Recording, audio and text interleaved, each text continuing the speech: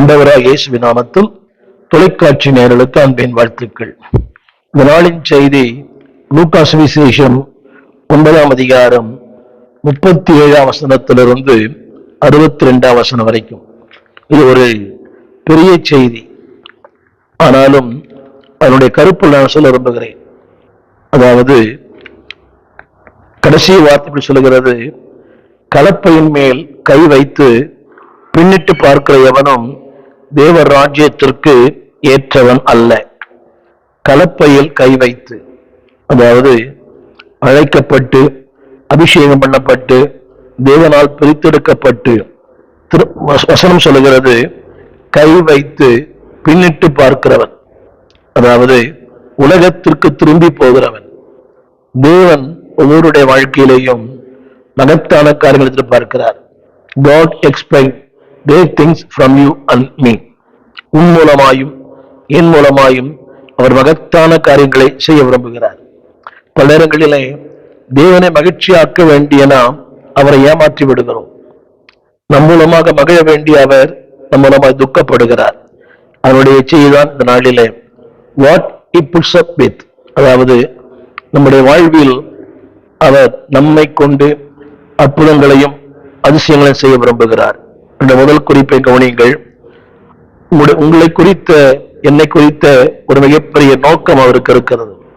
விசுவாசியின் வாழ்க்கையில் உள்ள குறைபாடுகளை குறித்து இயேசுவுக்கு ஒரு குறை உண்டு. உங்களை என்னையும் நிறைவுள்ளவனாய் மாற்றினார்.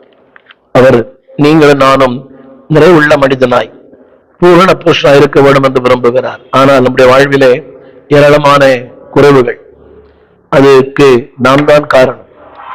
தேவன் குறை உள்ளவனாய் அல்ல, நிறைவுள்ளவனாய் உங்களை வாழ விரும்புகிறார். திரும்ப சொல்லுகிறேன், உங்களுடைய கிறிஸ்தவ வாழ்க்கையில அவர் எதிர்பார்க்கிற நிறை உங்களிடத்தில் இருக்கிறதா? அவர் சொல்லுகிறார்கள், உங்கள் சிஸ்டத்துல வந்தோம், அவர்களால் அது கூடாமற் போயிற்று.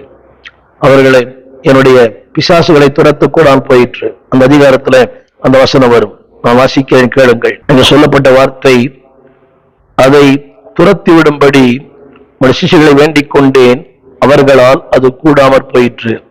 லூக்கா 9ஆம் அதிகாரம் 40ஆம் வசனம். 41ஆம் வசனம் சொன்னார், இயேசு பிரயுத்தரமாக, விசுவாசம் இல்லாத மாறுபாடான சந்ததியே, எதுவரைக்கும் நான் உங்களோடு இருந்து உன்னிடத்தில் பொறுமையாய் இருப்பேன், உன் மகனை என்னிடத்திலே கொண்டு வா.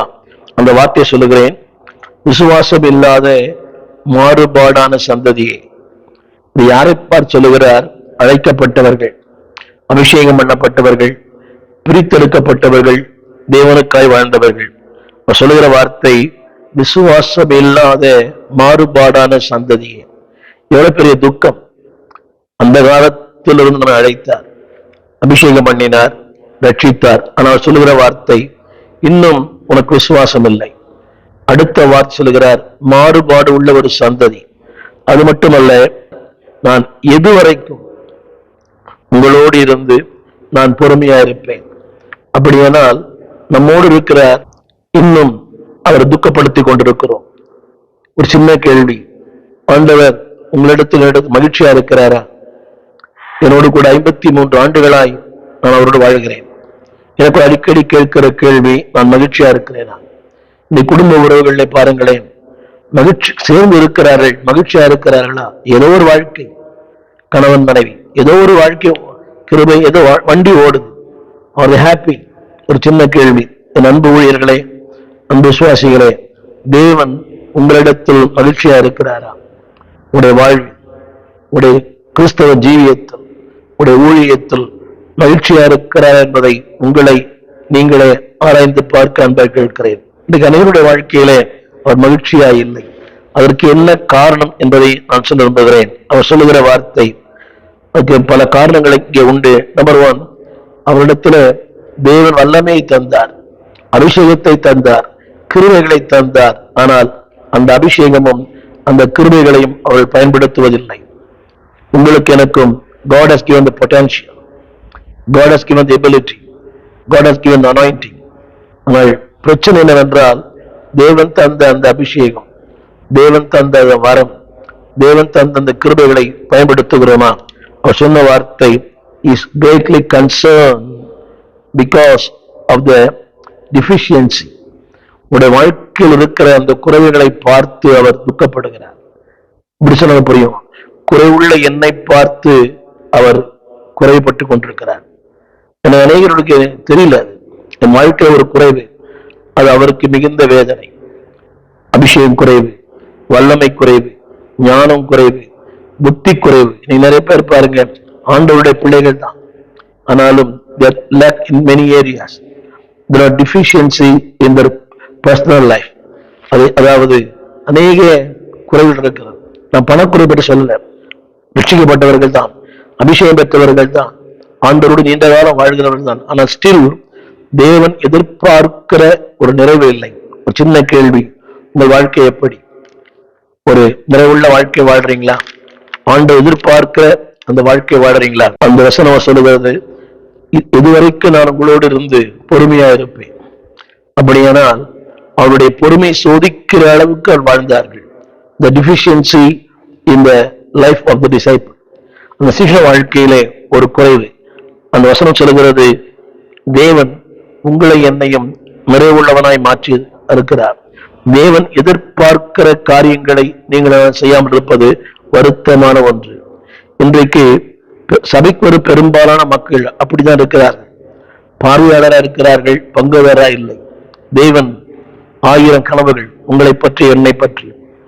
என் மகன் எனக்கு பிரியமாயிருப்பான், என் மகன் ஊழியம் செய்வான், என் மகன் எனக்கென்று வல்லமையாய் பயன்படுத்தப்படுவான், என் மகன் என் நாமத்தை பிரஸ்தாபம் பண்ணுவான், அவன் மூலமாக நான் மகிமைப்படுவேன். அப்படித்தான் மனசு சொல்லுகிறது. இஸ்ரவேலே, நான் உன்னிலே மகிமைப்படுவேன். உங்க பேரை சொல்லுங்க, நான் உன்னிலே மகிமைப்படுவேன். அப்படியானால் உங்களிலும் என்னிலும் அவர் மகிமைப்பட விரும்புகிறார். ஆனால் அந்த மகிமைக்குரிய வாழ்க்கை இல்லையே, எவ்வளவு பெரிய துக்கம். இந்த நாளிலே என கேட்டுக்கொண்டிருக்கிற அன்பான பிள்ளைகளே, ஒரு வாழ்க்கை சரி யோசித்து பாருங்கள். அவர் சொல்லுகிறார், இன்றைக்கும் அநேக, அதாவது திருச்சபைக்கு வருகிற அநேகருக்கும் அதாவது அவர்களுக்குள்ளே அறிவு இருக்கிறது, ஆனால் செயல்பாடு இல்லை. ஒரு 5 காரியங்கள் நான் சொல்லுகிறேன். நம்பர் 1, அநேகருடைய திருச்சபை வருகிற அநேகருடைய வாழ்க்கையிலே, சீஷர் வாழ்க்கையிலே வல்லமை இல்லை. தேவன் எதிர்பார்க்கிற அந்த கிருபைகள் இல்லை. தேவன் எதிர்பார்க்கிற அந்த மகத்துவங்கள் இல்லை. அது மட்டுமல்ல, அவர் சொன்ன ஒரு வார்த்தை ஏன் அவளால் கூடாமற் போயிற்று. ஒரு குறிப்பு சொல்ல. நம்பர் 1, பலக்காப்பாவர், வல்லமை இல்லை. வல்லமையை தந்தார். அவர் சொன்னார், நான் உங்களுக்கு வரும்போது, அப்போஸ்தலர் 1:8, பரிசுத்த ஆவி உங்களுக்கு வரும்போது நீங்கள் பலனடைந்து யூதேயாவிலும் சமாரியாவிலும் பூமியின் எல்லையெங்கும் எனக்கு சாட்சிகளாக இருப்பீர்கள். தேவன் உங்களுக்கு எனக்கு வல்லமை தந்திருக்கிறார். அதாவது மீட்கப்படும் நாளுக்கென்று முத்திரையாய் பெற்ற பரிசுத்த ஆவியானவர் எல்லாருக்குமே ஒரு வல்லமை தந்திருக்கிறார்.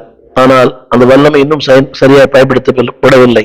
தேவன் சொல்லுகிறார், நான் தந்த வல்லமை, நான் தந்த அதிகாரம், நான் தந்த ஆளுகை ஏன் நம்மால் கூடாமற் போகிறது?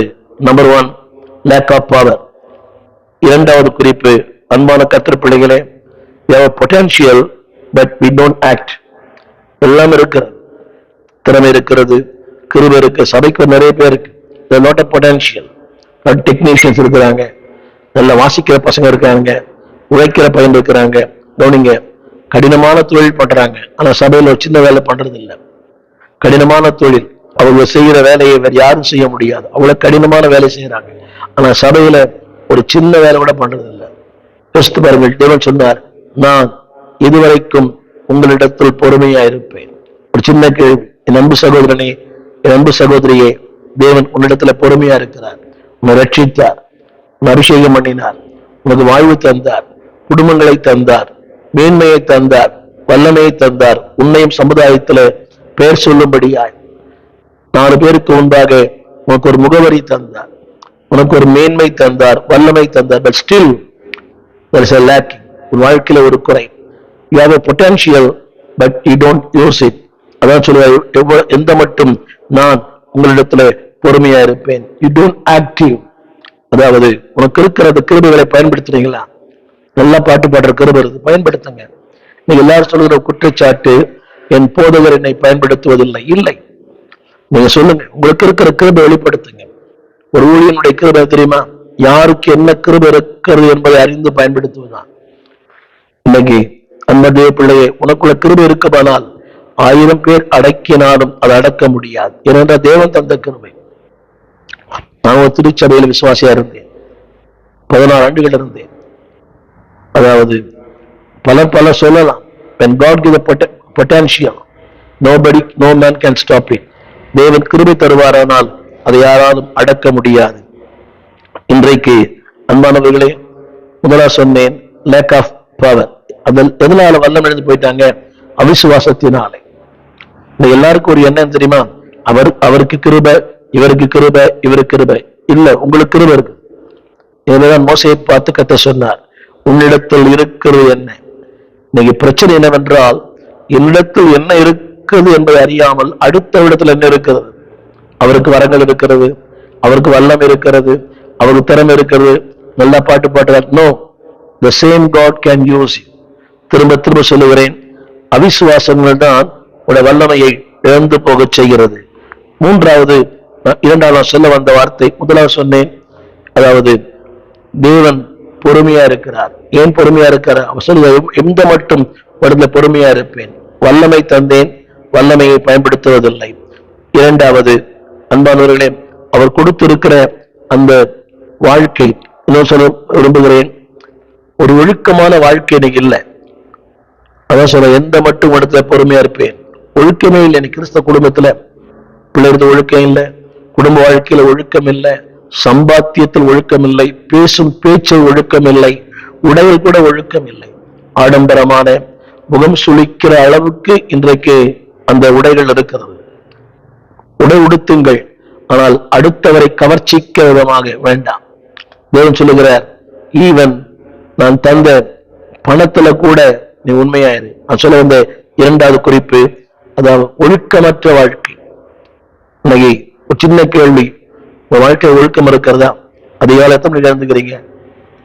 எல்லாவற்றும் ஒழுக்கம். உங்கள் உணவுகளிலே ஒழுக்கம், உடைய பழக்க வழக்கங்களிலே ஒழுக்கம். ஆலய ஆராதனை 8 மணி ஆராதனை, மனசாட்சி இல்லாம 10 மணிக்கு போறீங்களே, வேத பாடத்துக்கு போறதில்லை, ஜபத்துக்கு போறதில்லை, ஊழியங்களுக்கு போறதில்லை, எதுக்குமே போறதில்லை. ஒழுக்கமற்ற வாழ்க்கை. தேவன் சொல்லுகிறார், எந்த மட்டும் நான் உங்களிடத்துல பொறுமையா இருப்பேன். மூன்றாவது அவர் சொல்லுகிறார், சுய வெறுப்பே இல்லையே, கொஞ்சம் கூட அந்த செல்ஃப் டினையல். நான், எனது, என் வாழ்க்கை, என் குடும்பம், என் மனைவி, என் பிள்ளைகள். இன்றைக்கு எங்கே சுய வெறுப்பு இல்லையோ அங்கே, அதாவது நீங்களும் ஆளுகை செய்வீர்கள். நான் சொல்ல வந்த வார்த்தை, ஆண்டவர் சொல்லுகிற வார்த்தை, எங்கே சுய வெறுப்பு இல்லையோ, திரும்ப சொல்லுகிறேன், வல்லமை குறைந்தால் சுயம் அதிகமாய் ஆளும். என் வார்த்தை கவனிங்கள். When there is a lack of power, there will be an ego. என்றைக்கு தேவனுடைய கிருபை குறைகிறதோ, தேவனுடைய வல்லமை குறைகிறதோ, அன்றைக்கு சுயம் உங்களை ஆளுகை செய்யும். நான், என் வாழ்க்கை, என் சித்தம், என் நோக்கம். நீங்க எல்லாரும் சொல்ற அப்படிதானே? எனக்கு எல்லாம் தெரியும், நீங்க ஒன்றும் சொல்ல வேண்டாம், நான் பார்த்துப்பேன், என் வாழ்க்கையை மேனேஜ் பண்ண தெரியும். எல்லாருக்குமே இன்னைக்கு சுயம் ஆளுகை செய்கிறது. ஆனா பாடல் என்னவோ, சுயம் என்ற சாம்பலாய் மாற சுத்தாவிய அனல் மூட்டும். ஆனா எல்லாருக்குள்ளேயும் இன்றைக்கு சுயம் ஆளுகை செய்கிறது. தேவன் சொல்லுகிறார், எந்த மட்டும் நான் உங்களிடத்துல பொறுமையா இருப்பேன். மூன்றாவது, லேக் ஆஃப் பவர். இரண்டாவது, லேக் ஆஃப் டிசிப்ளின், ஒழுக்கமில்லாத ஒரு வாழ்க்கை. மூன்றாவது, லேக் ஆஃப் லவ். இன்றைக்கு தேவனிடத்துல அன்பு கூறுவது குறைந்திருக்கிறது. பாட்டெல்லாம் பாடுறோம், அன்பு கூறுவேன் இன்னும் அதிகமாய், ஆனால் இன்னும் அன்பு செலுத்த வேண்டிய விதமாய் அன்பு செலுத்தவில்லை. அதாவது the priority of love. அன்பு செலுத்துகிறோம் அவசியத்திற்காக, தேவைக்காக, கட்டாயத்துக்காக. ஒரு சின்ன கேள்வி, அன்பான தேவ பிள்ளைகளே, ஆரம்பத்தில் போட்டிருந்த அந்த அன்பு எனக்கு இருக்கிறதா? அன்றைக்கு தேவனே எல்லாம், இன்றைக்கு தேவனும் கூட. கவனித்துக்கள், அன்றைக்கு தேவன் தான் எல்லாம், இன்னைக்கு தேவனும் கூட. அன்றைக்கு அவர்தான் நம்முடைய வாழ்க்கையில பிரதானமா இருந்தார். இன்றைக்கு உலகம் பிரதானமா இருக்கிறது. வசதிகள், வாய்ப்புகள், புதிய உறவு, புதிய வேலை, கையில கொஞ்சம் காசு, ஒரு வாகனங்கள், இதெல்லாம் வந்த உடனே அவர் பறந்து போனார், நாம் அவரை மறந்து போனோம். என்னுடைய மூன்றாவது குறிப்பு சொல்லுகிறார், எந்த மட்டும் உங்களது பொறுமையா இருப்பேன். மூன்றாவது, லேக் ஆஃப் லவ். அன்பு கூற வேண்டிய நாம் அன்பு கூறவில்லை. ஒரு சின்ன காரியம், திரும்ப சொல்லுகிறேன், எங்கே பொறுமை வருகிறதோ அன்பு அங்கே அன்பு கடந்து போகும். when there's a pride comes, பெருமை வரும்போது அன்பு போயிடும். கொஞ்சம் சிந்தித்து பாருங்க. அன்பு இருந்தா பெருமை வராது. நீ நிறைய பேர் பெருமை உள்ளதா இருக்கிறாங்க, ரொம்ப பெருமை, அதாவது பணத்துல பெருமை, அழகுல பெருமை, அந்தஸ்துல பெருமை, அந்த பொசிஷன்ல ஒரு பெருமை, ஐ எம் லீடர். நீங்க அநேக தலைவர்களுக்குள்ள ஒரு பெருமை, ஒரு ஸ்தோத்திரம் சொன்னா திருப்பி ஸ்தோத்திரம் பண்றது இல்லை. ஏன் ஒரு இயக்கத்தின் தலைவர்கள் வேண்டாம். ஹலோ, தேவன் சொல்கிறார், எந்த மட்டும் உன்னிடத்துல நான் பொறுமையா இருப்பேன். Lakh of love.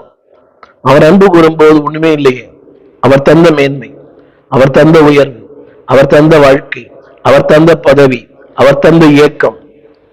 எத்தனை பெரிய ஊழியக்கார பார்த்து என்ன தாழ்மை, இவ்வளவு பெரிய தாழ்மை. ஆனா இந்த பாதியில வந்தவர்கள் எல்லாம், இந்த நூற்றாண்டுக்கு வந்தவர்கள் எல்லாருமே ரொம்ப பெருமை. போன் கூட அட்டன் பண்றது இல்லை. அது பிஸியா இருக்கிற ஒரு வேலை தவறு இல்லை. ஆனாலும் அந்த அவருடைய எவ்வளவு தாழ்த்துறீங்களோ அவ்வளவு கத்து உயர்த்துவார். கவனிங்கள், அவர் தந்த உயர்வு, அவர் தந்த மேன்மை, அவர் தந்த வாழ்க்கை, அவர் தந்த பதவி. இன்னைக்கு அதுலதான் ஒரு பெரிய பெருமை. அதுல தலைவர், அதுல பொருளாளர், அதுல செயலாளர். பாருங்க, இன்னைக்கு ஒரு கூட்டம் நடத்தணும்னா இந்த பொன்னாடை போர்த்துவதற்கு ஒரு 1/2 மணி நேரம் ஆகும். அவரை இவர் வாழ்த்தி, இவரை அவர் வாழ்த்தி, ஆண்டவர் முன்னிலை இருப்பார். ஆனால் கடைசியில் அந்த பிரசங்கத்துக்கு நேரமே இல்லை. தேவன் சொல்லுவார், எவ்வளவு நாள் உள்ளத்துல பொறுமையா இருப்பேன். சொல்லுகிற வார்த்தை, அன்பானவர்களே, திரும்ப சொல்லுகிறேன், எங்கே அன்பு இருக்கிறதோ அங்கே தேவன் மையமா இருப்பார். நீங்கள் விளிம்பில் இருப்பீர்கள். எங்கே தேவனுடைய அன்பு இருக்கிறதோ God will be the center and you will be the last. அன்பு இல்லா தேவ அன்பில் இடத்துல you will be the first and God will be the last. சரி, சிந்தியுங்கள். தேவனுடைய பவுல் சொல்லுகிறான், அவருடைய அன்பு எங்கள் இருதயங்களிலே ஊற்றப்பட்டிருக்கிறது. எனவேதான் அவர் சொல்லுகிறார், நான் அல்ல கிறிஸ்துவே. இன்னைக்கு எல்லாருக்கும் நான் நான் நான் நான். அந்த நான் எங்க இருக்கிறதோ, அன்பான கர்த்தர் பிள்ளைகளே, கிறிஸ்து விளிம்பில் இருப்பார். கிறிஸ்து மையமா இருந்தால் என் சுயம் ஓரத்தில் இருக்கும். எனவேதான் செப்பனில் சொல்லுகிறார், கர்த்தர் உன் நடுவில் ராஜாவா விரும்புகிறார். ஒரு சின்ன கேள்வி, அவர் ராஜாவா இருக்கிறாரா இல்ல வேலைக்காரனா இருக்கிறாரா? ஒரு சின்ன, அவர் ராஜாவா இருப்பாரானால் உன்னை இளவரசனாய் மாற்றுவார். அவர் ராஜாவா இருப்பாரானால் you can be a prince and you can be a princess. நீங்கள் இளவரசனாய் இளவரசியாய் வாழ முடியும். அவரை ராஜாவாய் வைத்துக் கொள்ளுங்கள். எல்லா நேரங்களிலும், எல்லா சந்தர்ப்பங்களிலும் அவர் ராஜாவா இருக்கட்டும். நீங்கள் அவருடைய வேலை கூலியாளாயிருங்கள். 4வது, அவர் சொல்லுகிறார், the deficiency in our Christian life. நம்முடைய கிறிஸ்தவ வாழ்க்கையிலே ஆரம்பத்தில் சொன்னேன், ஒழுக்கம் இல்லாத ஒரு வாழ்க்கை. என ஒன்றை குறிப்பிட விரும்புகிறேன். அடுத்தவர்களுக்கு பாலமாயிருங்கள், தடுப்பு சுவராய் இருக்காதிருங்கள். இது ஆங்கில பழமொழி. be a bridge, don't be a wall. இன்றைக்கு பாலமா இருக்க வேண்டிய அநேக தடுப்பு சுவரா இருக்கிறாங்க. அதாவது யாருக்குமே தடுப்பு சுவர் பாதுகாப்பு தான், ஆனா பாலமா இருங்க. அநேகருக்கு கிறிஸ்தவனுக்கு பாலம், தேவனுக்கு மனிதனுக்கும் ஒரு பாலம். அவர் இல்லை என்றால் எனக்கு பரலோகம் இல்லையே. அவர் இல்லை என்றால் தெய்வத்துவம் இல்லை. அவர் இல்லை என்றால் ஆசீர்வாதம் இல்லை. அவர் என்றால் நித்தியமே இல்லை. சோ இயேசு மனிதனுக்கும் தேவனுக்கும் இடையே பாலமா இருந்தார். நீங்களும் ஒரு பாலமா இருங்க. டோன்ட் பி a wall, ஒரு தடுப்பு சுவராய். சில பேர் வாழ்க்கை அப்படித்தான். அது யாருக்குமே, அதாவது தன்னை பாதுகாத்துக் கொள்வது முக்கியம் அல்ல, அடுத்தவர்களுக்கு பாதுகாப்பா இருப்பது முக்கியம். உங்களை பாதுகாத்துக் கொள்ளுங்கள். பாலினத்திலிருந்து, இந்த பாலியல் குற்றச்சாட்டிலிருந்து, கொடுக்கல் வாங்கலிருந்து, உங்களுடைய பண இந்த டிரான்சாக்சன்ல ஒழுக்கத்துல keep yourself very safe. அதே வழியில அடுத்தவர்களுக்கு பாலமாயிருங்கள். B A bridge. நான் சொல்ல வந்த வார்த்தை, சத்துருக்களுக்கும் நண்பனாயிருங்கள். நான் ஒரு செய்தியில சொல்லுவேன், நல்ல ஆவிக்குரியவனா இருக்க வேண்டுமானால் number 1, be a good man. நல்ல மனிதனாயிரு, நல்ல கணவனாயிரு, நல்ல தகப்பனாயிரு, நல்ல கிறிஸ்தவனாயிரு. 4வது, நல்ல ஊழியக்காரனாயிரு. நல்ல மனிதனாய் இல்லாமல் நல்ல ஊழியக்காரனா இருக்க முடியாது. நீ நிறைய பேரை பார்த்திருக்கிறேன். அதாவது நல்ல ஊழியக்காரர் பேரெடுக்க வேண்டாம், நல்ல மனிதன் என்று பேரிடுங்கள். அநேகர் சொல்றேன், அவெல்லாம் ஒரு மனுஷனா? நேற்று ஒரு தொலைபேசியில் தொடர்பு கொண்டு, அவர் ஒரு பிற இனத்தவர், ஒரு என்னுடைய கிளை ஊழியர். அவரை மாத்துவீங்களா மாத்த மாட்டீங்களா? அவர் பேசுற வார்த்தை கெட்ட வார்த்தை, அவருடைய செயல்கள், அவருடைய காரியங்கள். தினந்தோறும் கடன்காரன் வரான் காலையில வீட்டுக்கு, ஒரு சுத்தி கடன் வாங்கியிருக்கிறார். அவருடைய ஒவ்வொரு செயலுமே கிறிஸ்தவ தூரமா இருக்குது. உங்களால முடியுமா? முடியாது. ஒரு பிற மதத்தை தொலைபேசி தொடர்பு கொண்டார். அவன் இவன் என்ற ஏகவசனத்துல பேசுகிறார். அவருக்கு இருக்கும் ஒன்றும் பிரச்சனையே இல்லை, அவர் விரோதியும் அல்ல.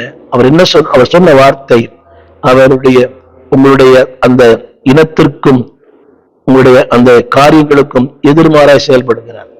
அவருடைய வாழ்க்கை சரியில்லை. பக்கத்து வீடு சத்தம் போட கேட்கும், பேசுறதெல்லாம் கேட்கும், அவருடைய காரியங்கள் எல்லாமே கேட்கும். என்னை கேட்டுக்கொண்டிருக்க அன்பு தேவ பிள்ளைகளே, B a good man, be a good husband. பெண்களுக்கு சொல்றேன், நல்ல பெண்மணியா இருங்க, நல்ல மனைவியா இருங்க, நல்ல தாயா இருங்க, அடுத்து நல்ல கிறிஸ்தவா இருங்க. நீங்க நல்ல பெண்ணா இல்லாம நல்ல மனைவியா இருக்க முடியாது. நீங்க நிறைய பேர் சொல்லுவாங்க, is a good pastor. That's good. Good pastor should be a good man. நல்ல மனுஷனா இருங்க, அப்புறம் நல்ல பாஸ்டரா இருங்க. நல்ல மனுஷனாக இல்லாம நல்ல பாஸ்டரா வாழ்ந்த அர்த்தமே இல்லையே. கடைசியாக குட் நைபர், நல்ல அயலகத்தான இருங்க, அப்பதான் பரல உங்களை பாராட்டும். தேவன் சொன்னார், எந்த மட்டும் நான் உங்களிடத்துல பொறுமையா இருப்பேன். அன்பான தேவ பிள்ளைகளே, தேவன் சொல்லுகிறார், நம்முடைய வாழ்க்கையில் இருக்கிற இந்த ஒழுக்கக்கேடுகள் நிறைய குடும்பங்கள்ல தேவன் சொல்லுகிறார், கட்டுப்பாடு இல்லாத ஒரு வாழ்க்கை, ஒரு ஒழுக்கமே இல்லை. எதுவுமே ஒழுக்கம் இல்லை. ஜப வாழ்க்கையில ஒழுக்கம் இல்லை. பாருங்களேன், ஜெபிப்போம் என்று சொன்னால் தகப்பன் ஒரு பக்கம், மனைவி ஒரு பக்கம், பிள்ளைகள் ஒரு பக்கம். மனைவி அடுப்பங்கரையில அவரு அதை டிவியில செய்தி, பிள்ளைகள் ஆளுக்கு ஒரு மொபைல். யோசித்து எவ்வளவு ஒழுக்கக்கேடான ஒரு வாழ்க்கை. தேவன் சொல்லுகிறார், எந்த மட்டும். கடைசியாக நான் ஒன்று சொல்ல முடிக்க விரும்புகிறேன். ஆவியானவர் இருப்பாரானால், ஆவியானவர் வாழ்க்கை ஆளுகை செய்வாரானால் வல்லமை இருக்கும், அன்பு இருக்கும், சுய கட்டுப்பாடு இருக்கும். 2 வசனங்களை நான் சொல்லி முடிக்க விரும்புகிறேன். 2 தீமோத்தேயுவின் புஸ்தகம் 1 அதிகாரம் 7 வசனம். 2 தீமோத்தேயு 1:7. இது எல்லாருக்கும் தெரிந்த வசனம் தான். தேவன் நமக்கு பயமுள்ள ஆவியை கொடாமல், அல்ல ஒரு வார்த்தை நான் தலைகள் இப்படி தேவசத்தை மாத்தி படிக்கிறேன். அவர் ஆவியானவரை கொடுத்திருக்கிறார். கவனிங்கள், ஆவியான. நீங்க நிறைய பேர் ஆவியான பெற்று அந்நிய பாஷை பேசுற, நைட்டெல்லாம் அந்நிய பாஷை, பகலெல்லாம் அந்நிய பாஷை, நைட்டெல்லாம் அந்நிய பாஷை, காலையெல்லாம் கெட்ட பாஷை. நான் கண்டது, கேட்டது, அனுபவிக்கிறது, இரவெல்லாம் அந்நிய பாஷை, காலையில கெட்ட பாஷை. புருஷனையே, பிள்ளைகளை, மனைவியே, வாடி போடி, இரவெல்லாம் அந்நிய பாஷை பேசுறார். ஆவியில நிரம்புறார். மேடையில ஒரு அந்நிய பாஷை. முதல்ல தமிழ் பாஷை ஒழுங்கா பேசுங்க. கணவனை மதியுங்கள், மனைவியை மதியுங்கள், அடுத்தவர்களை மதியுங்கள். நான் இதை தலைகளை வாசிக்க விரும்புகிறேன். பின்புலிருந்து ஆவியானவரை கொடுத்திருக்கிறார். நம்பர் 1. ஏன் தெரியுமா? ஏனென்றால் பலம், அன்பு, தெளிந்த புத்தி. சொன்னா தெளிந்த புத்தி சொல்லும்போது ஒரு ஒழுக்கமான வாழ்க்கை, ஒழுங்கிரமான வாழ்க்கை அல்ல. இந்த கிளாரிட்டி ஆஃப் லைஃப், தெளிந்த புத்தி, இதான் வாழ்க்கை. இப்படி வாழறோமே, இவ்வளவு பெரிய தப்பு, அடுத்தவருடைய தீமையா பேசுறோமே, இந்த தெளிந்த புத்தி, ஆங்கிலத்துல சோபர் மைண்ட், இந்த ஹெல்த்தி மைண்ட், ஒரு தெளிவு. தேவன் சொல்லுகிறார், பலம், வாழ்க்கையின் போராட்டங்களை சந்திக்க, வாழ்க்கையின் பிரச்சனை சந்திக்க. ஒரு தெரியுமா, இயேசுவோடு வாழ்ந்தவர்கள் தான் தேவ சித்தம் செய்ய. அவர் தான் சொன்ன, அக்கறைக்கு போன்னு சொன்னார். கீழ்ப்படிந்தான் போனாங்க. அக்கறைக்கு போவோம், கீழ்ப்படிந்தார்கள். தேவ சித்தத்தை மையத்தில் இருந்தார்கள், கீழ்ப்படிந்தார்கள். ஆனாலும் புயல் காற்று. புரிய நினைக்கிறேன். அக்கறைக்கு போவோம், அவர்கள் போகும்படி அவர்களை துரிதப்படுத்தினார். நீங்கள் முன்னாலே போங்க. தேவ சித்தத்தை மையத்தில் வாழ்ந்தாங்க, தேவனோடு வாழ்ந்தாங்க, தேவனுக்கு கீழ்ப்படிந்து வாழ்ந்தாங்க. அவர் புயல் வந்தது, புயல் காற்று வந்தது. நான் சொல்ல விரும்புகிற வார்த்தை, தேவ சித்தத்தை மையத்திலிருந்து தேவனுக்கு கீழ்ப்படிந்தால் உன் வாழ்க்கையில் வருகிற எல்லா புயலையும், எல்லா போராட்டங்களையும் அவரை மேற்கொள்ளுவார். அந்த மார்க் 6 அதிகாரம். அவர் அவரிடத்தில் கடந்து வந்தார், அவர் தந்து வலிக்கிறதை கண்டார். இன்னொரு வார்த்தை இருக்கும், அவர்கள் வருத்தப்படுகிறதை அவர் பார்த்து 4 யாரும் வரக்கூடாத ஒரு நேரம். அந்த நேரத்தில் ஆண்டவர் வந்தார். என்னை கேட்டுக்கொண்டிருக்கிற அன்பான தேவ பிள்ளையே, இன்றைக்கு திரும்ப சொல்லுகிறேன். தேவன் சொல்லுகிறார், எந்த மட்டும் நான் உங்களிடத்துல பொறுமையா இருப்பேன். இது நாள் வரைக்கும் பொறுமையா இருந்திருக்கிறார். அதாவது உலகத்தில் பொறுமை என்பது பலவீனம்.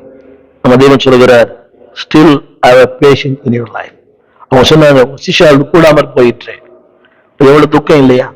இவ்வளவு சொல்லுது. கிறிஸ்தவங்களா இல்லையே. கிறிஸ்தவர்கள் இன்னைக்கு மோசமா இருக்கிறாங்க. வாழ்க்கையில, பேச்சில, நடையில வாங்கின கடனை திருப்பி செலுத்துவதில்லை. குடியிருக்கிற இடத்துல சாட்சி இல்லை. பக்கத்து வீட்டுக்காரோட சண்டை. யோசித்து பாருங்க. கேட்டா அவர் காலையில பூஜை பண்றாரு, அவர் வீட்டுல அவர் பூஜை பண்றாரு. அடுத்து ஒத்து வராத நம்ம இப்படி நித்தியத்துல வாழ்வோம். திரும்ப சொல்லுகிறேன், அதாவது தேவன் நம்ம சமாதான குலைச்சலுக்கு அல்ல, சமாதானத்தை அழைத்திருக்கிறார். பாட்டெல்லாம் பாடுறோம், சமாதான காரணம் நீங்க தானே. நீங்க குடியிருக்கிற வீடுல சமாதானமா இருக்கிறீங்களா? உங்கள் அயலகத்தார், உங்கள் அக்கம் பக்கத்தார், உங்கள் சக மனிதர்களோட சமாதானமா இருக்கிறீங்களா? உங்கள் கணவனோட சமாதானமா இருக்கிறீங்களா? மனைவியோட சமாதானமா இருக்கிறீங்களா? ஊழியம் பண்ணி பிரயோஜனம் இல்லை. உலகமெல்லாம் ஊழியம் பண்ணலாம், பறந்து பறந்து ஊழியம் பண்ணலாம், கடல் கடந்து ஊழியம் பண்ணலாம். இந்த செய்தியை நான் இலங்கை தேசத்திலிருந்து நான் ஒளிப்பதிவு செய்கிறேன். இலங்கை தேசத்துல கண்டி என்னிடத்தை ஒளிப்பதிவு செய்கிறேன். நான் கடந்து ஊழியம் பண்றது முக்கியம் அல்ல. தேவன் என்னை பற்றி குறை சொல்லக்கூடாது, என்னால் அவருக்கு ஒரு குறை உண்டாகக்கூடாது. அவர் சொல்லுகிறார், உங்கள் சீஷர்களால் முடியாமற் போயிற்று. அது ஒரு குற்றச்சாட்டு அல்லவா? அப்படியானால் அவர் சீஷர்கள குறைகளை பார்த்து அவர் மனம் நொந்து போனார். வல்லமை கொடுத்திருக்கிறார். என்ன குறை? வல்லமை இல்லை, அன்பு இல்லை, ஒழுக்கம் இல்லை, தேவனுக்காக வாழ்கிற அர்ப்பணம் இல்லை. Lack of love, lack of discipline, lack of power, lack of commitment.